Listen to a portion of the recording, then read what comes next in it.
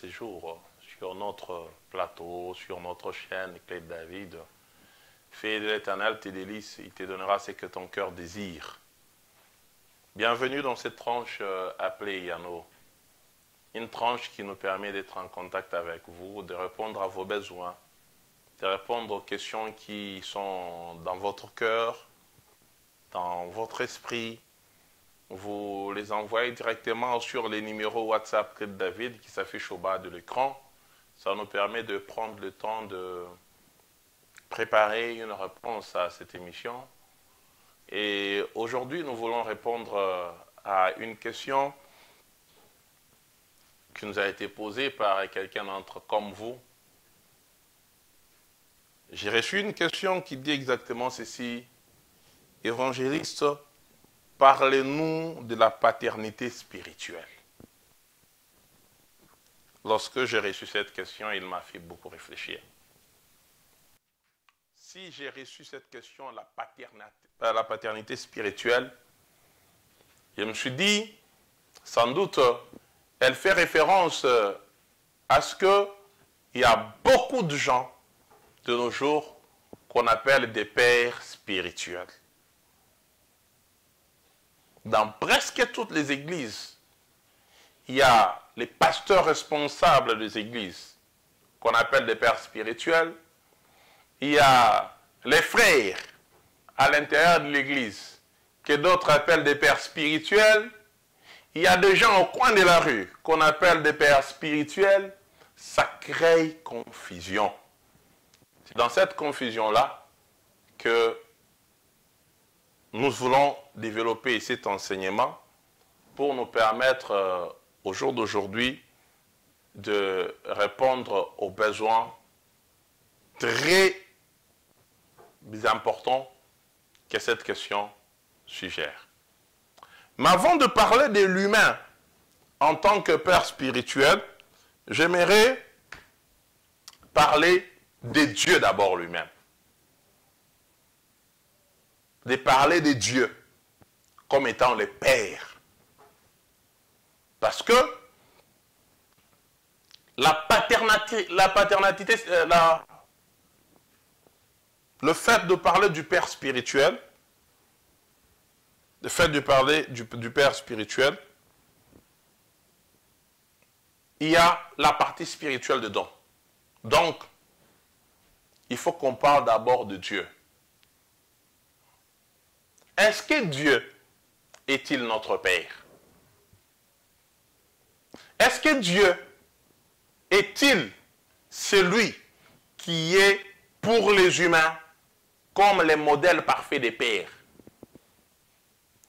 Avant qu'un homme ne soit un père spirituel, il faut qu'il soit à mesure d'engendrer. Un père n'est père que parce qu'il a engendré. Mais non simplement engendré, mais parce qu'il a eu la possibilité de faire quoi? De faire grandir, d'éduquer, de donner une vision, de donner une certaine façon de voir les choses. Sur ces points, Dieu est d'abord notre Père. Parce que quand vous regardez dans la Bible fait clairement référence à Dieu comme notre Père. Donc la première notion du Père spirituel vient du fait que notre Dieu est d'abord notre Père d'une manière spirituelle. Notre Dieu, nous sommes ses enfants à deux niveaux. Nous sommes les enfants de Dieu à deux niveaux. Pourquoi? Parce que dans le livre de Genèse, chapitre 1, à partir du verset 27, ainsi que d'autres chapitres de Genèse, nous voyons, on parle de l'histoire de la création. Et dans cette histoire de la création, Dieu dit, faisons l'homme à notre image, à notre ressemblance. Nous avons été créés par Dieu. C'est-à-dire que lui nous a formés pour que nous puissions le ressembler. En ce sens-là, nous sommes enfants de Dieu, parce que nous avons tous été créés à l'image de Dieu. C'est ainsi que Dieu fait luire son soleil sur les bons, tout comme sur les mauvais. Parce que nous sommes tous enfants de Dieu. Le deuxième sens qui nous différencie, nous maintenant, entre enfants de la maison, nous sommes enfants de Dieu parce que nous avons accepté la voie du salut que le Christ nous a donnée. Nous avons accepté la voie du salut obtenue au travers du sacrifice que Christ a pu bien faire à la croix de Golgotha. D'un côté, nous sommes enfants de Dieu parce que nous avons été créés à son image. De l'autre côté, nous sommes enfants de Dieu parce que nous avons accepté les plans du salut que le Christ a amené dans notre vie. Quand vous êtes dans les deux cas de choses, vous comprendrez que Dieu est d'abord notre Père. C'est ainsi que dans la Bible, il y a des expressions comme Abba, Père, c'est-à-dire notre Père. Le Christ, quand il apprend à ses disciples à prier, il dit quand vous allez prier, vous allez dire notre Père. C'est-à-dire que Dieu est d'abord notre Père. Pourquoi Dieu est d'abord notre Père? Parce qu'il a pris le temps de nous créer pour qu'on soit comme lui. Et même quand nous avons péché, quand nous avons été perdus, il ne nous a pas abandonnés pour qu'on puisse mourir dans le péché. Il a fait le sacrifice de ce qu'il avait le plus cher. C'est comme un père qui a son enfant, il sent que cet enfant est en train de dévier, il fait tout ce qu'il peut faire pour faire quoi? Pour ramener son fils à la raison. Quand nous, on était à l'école primaire aux humanités, on voyait des parents qui, quand ils se rendaient compte que son enfant commençait à devenir un peu têtu, un peu bouillonnant, il commence à faire la grosse tête, il n'entend plus. Il y avait des enfants qu'on envoyait à l'internat, qu'on envoyait au séminaire. Il y avait des enfants qu'on envoyait dans des camps parce qu'on savait que là, c'était un camp de correction. Quand on allait dans ce genre de choses et qu'on revenait à la maison, on revenait à la maison d'une manière différente. Pourquoi? Parce que ses pères avaient compris que ce qu'il y avait de bien pour nous, ce n'était pas qu'on évolue dans cette voie de la perdition, mais c'était qu'on puisse retrouver les chemins du salut. C'est de la même façon que notre Dieu, il est notre Père, parce que non simplement il nous a créés, mais il ne nous a pas laissé mourir dans le péché. Il a envoyé le Christ porter la croix sur ses épaules. Il a envoyé le Christ supporter des insultes. Il a envoyé le Christ supporter l'humiliation, afin qu'au travers de cette humiliation, afin qu'au travers de cette croix de Jésus, nous puissions retrouver notre place aux côtés du Père. Ça, c'est l'image, le modèle d'un Père. Et le Père dont je fais référence, c'est d'abord un Père spirituel. Il n'a rien à voir physiquement avec nous, mais spirituellement, il nous a créés pour que nous puissions avoir de droits chemins. Nous puissions marcher dans la crainte de l'Éternel. Pour qu'au travers de Jésus, nous puissions devenir des co-héritiers du Christ. C'est d'abord ça, le modèle des pères. Et ces pères spirituels, tu n'as pas besoin d'un intermédiaire pour qu'il puisse t'amener à lui. Tu n'as pas besoin de quelqu'un qui se tienne au milieu entre toi et cette personne pour que vous puissiez être en relation. Il est le papa de tout le monde. Il suffit juste que tu te tournes vers lui, lui aussi va se tourner vers toi. En ce sens, sur ce plan-là, sur cet aspect-là précis, nous n'avons pas besoin de quelqu'un qui puisse servir d'intermédiaire entre Dieu et nous, en dehors de celui-là même qui est le médiateur entre les humains et Dieu, le Christ qui est mort à la croix de Golgotha, ressuscité et qui est assis à la droite de Dieu.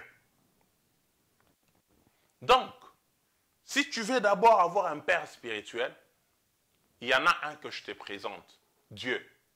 En acceptant Jésus, il devient ton père.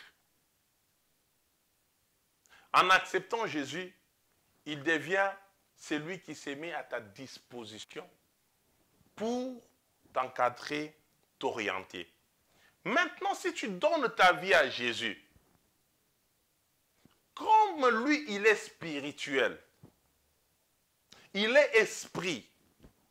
Du point de vue du physique, du contact matériel, nous ne le voyons pas.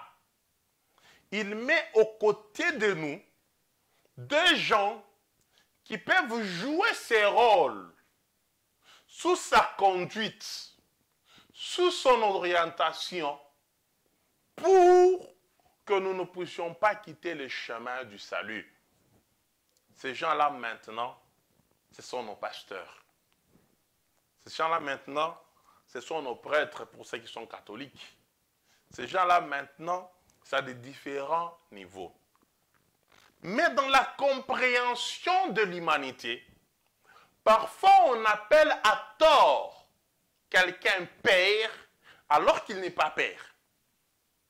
Je répète, parfois on appelle à tort quelqu'un père alors qu'en réalité il n'est pas père. Parce que tout au long de ces messages, nous allons prendre le temps de démontrer quand est-ce que quelqu'un quitte le rang de l'encadreur spirituel, quitte le rang du maître spirituel pour devenir le rang du père spirituel. Ce n'est pas parce que je suis arrivé aujourd'hui dans une église, ce n'est pas parce que j'ai accepté d'appartenir à une communauté aujourd'hui que la personne que je rencontre devient automatiquement mon père spirituel. Détrompe-toi. Je répète, ce n'est pas parce que j'ai accepté d'appartenir à une communauté, parce que j'ai donné ma vie à Jésus, à Jésus, j'ai communié avec cette communauté, que cette personne devient automatiquement un père spirituel. Il faut faire la part de choses entre un maître et un disciple, un encadreur et un élève. Même le Christ, il a eu le temps de marcher avec ses disciples. Ce n'est pas au début, quand il les a appelés, qu'il les a appelés directement amis. Non. Il y a eu un temps qui s'est écroulé. Le temps qu'il a eu de les enseigner. Le temps qu'il a pris avec eux, jusqu'à ce qu'un beau matin, il se réveille, il puisse dire, maintenant je ne vous appelle plus les disciples, maintenant vous êtes mes amis. Maintenant vous et moi, nous appartenons au seul Père. Vous êtes les co-héritiers de Christ. C'est-à-dire qu'il y a un temps. Ce n'est pas parce que tu vas dans une église qu'automatiquement, l'homme que Dieu utilise, le responsable que Dieu a mis au devant de toi, avec tout le respect possible que j'ai pour ces hommes de Dieu, du travail extraordinaire qu'ils font, qu'ils deviennent automatiquement vos pères spirituels. Est-ce que moi, j'ai un père spirituel? Oui, j'en ai un. Je ne suis pas tombé de nulle part. Je vous parlerai de lui avec l'aide de Dieu. Mais permettez-moi de poser d'abord les bases qui puissent nous permettre d'avancer dans cet enseignement. La première question que tu puisses te poser, quelles sont les qualités de paternité évidentes que cette personne a vis-à-vis de moi? Et le modèle de comparaison reste Dieu. Ce n'est pas un hasard que j'ai pris le temps de parler de Dieu au début. Si j'ai pris le temps de parler de Dieu comme Père, c'est parce que c'est Dieu a des qualités, il a des modèles, il a un sacrifice qu'il a fait Quand bien même nous étions dans la faiblesse, lui est venu au secours de notre faiblesse. Il a changé cette façon de voir les choses. Quelles sont les qualités évidentes quand je regarde cet homme qui est au-devant de moi là? Les qualités de paternité, les qualités de père que je puisse voir dans cette personne. Toute personne qui t'enseigne la parole de Dieu ne devient pas automatiquement ton père spirituel. Non. Un père spirituel, je vais vous donner un certain nombre d'éléments qui vont faire en sorte qu'à la fin de cet enseignement, en répondant à cette question, tu sois en mesure, là où tu es, de te poser la question, est-il réellement mon père spirituel ou il est un encadreur spirituel? Permettez-moi de dire bonjour à l'évêque Ejibaya Mapia, Évariste. Là où il est, il le sait que c'est un père spirituel pour moi.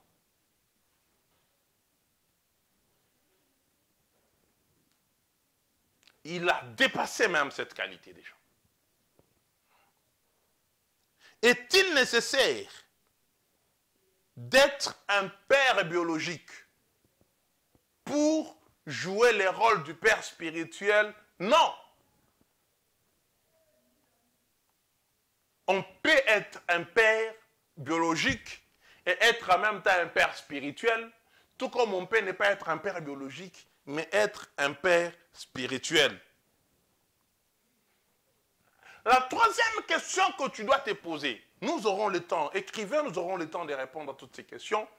Quel est le rôle d'un père spirituel dans ma vie, dans mon évolution, dans mon intimité avec Dieu, dans ma croissance spirituelle?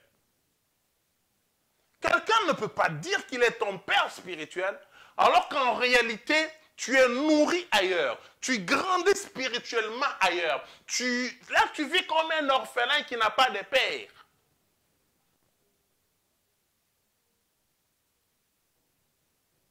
N'appelons pas aujourd'hui un encadreur spirituel un père spirituel. Un père spirituel connaît les douleurs d'enfantement d'un enfant spirituel.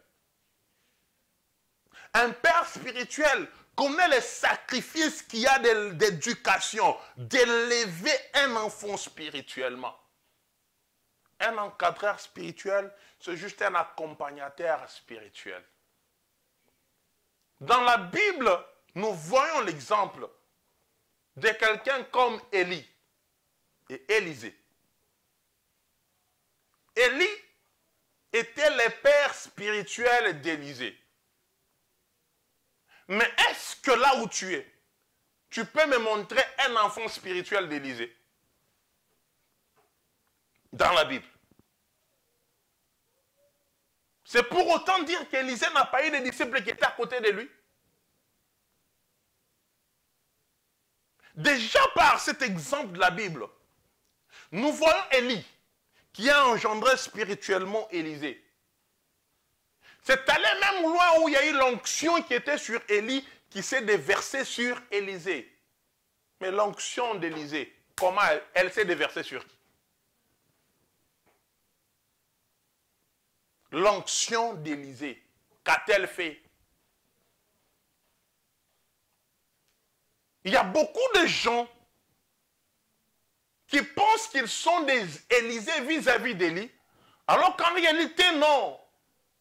Un père spirituel est celui qui est en mesure de transmettre ce qu'il a de plus précieux. L'onction qui est sur lui doit être en mesure de passer de génération, de descendre sur toi. Quand tu vas être en mesure de parler, on peut être en mesure de découvrir et de connaître ton père spirituel.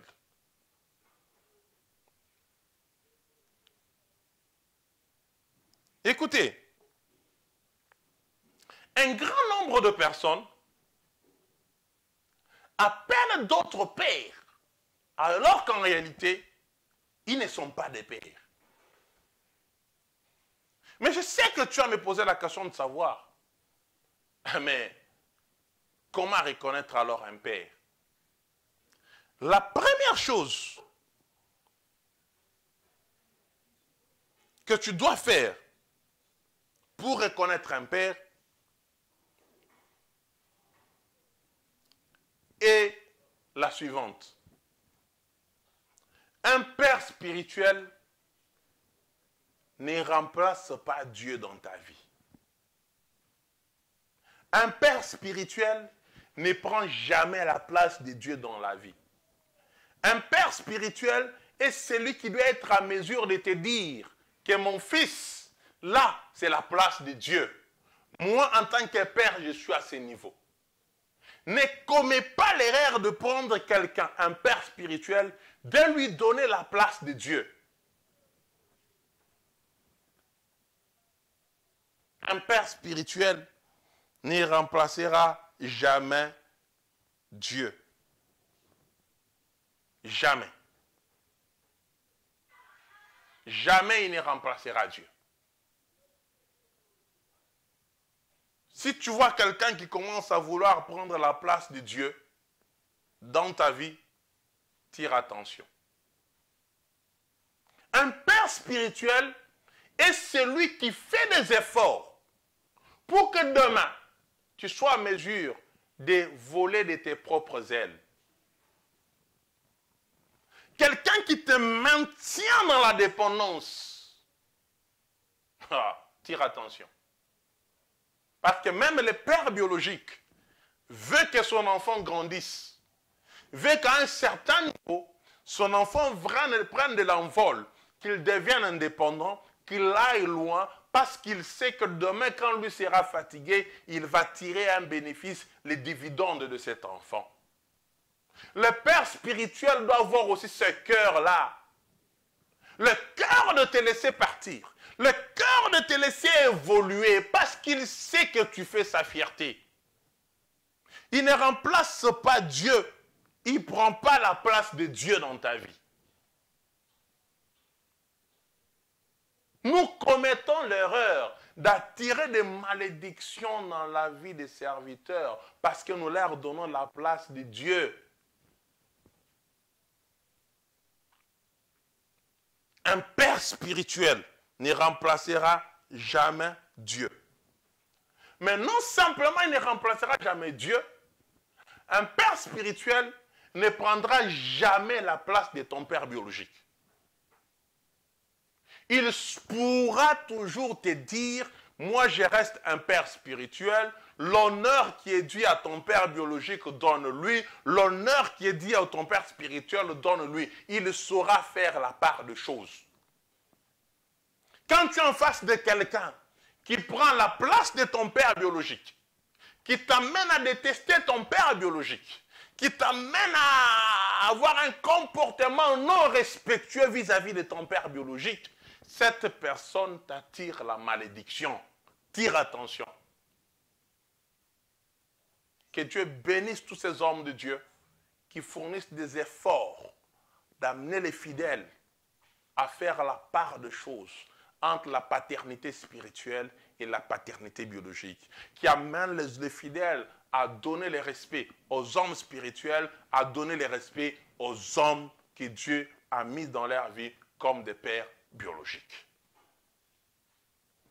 Bien-aimés dans le Seigneur, je vous invite à nous suivre à notre prochain numéro de Eyano, parce que nous allons continuer à développer cette question pour me permettre de continuer à savoir comment être à mesure de faire la part des choses, de discerner et de connaître un père spirituel, un encadreur spirituel et un maître spirituel. Que Dieu vous bénisse. Restons scotchés sur Clé de David TV.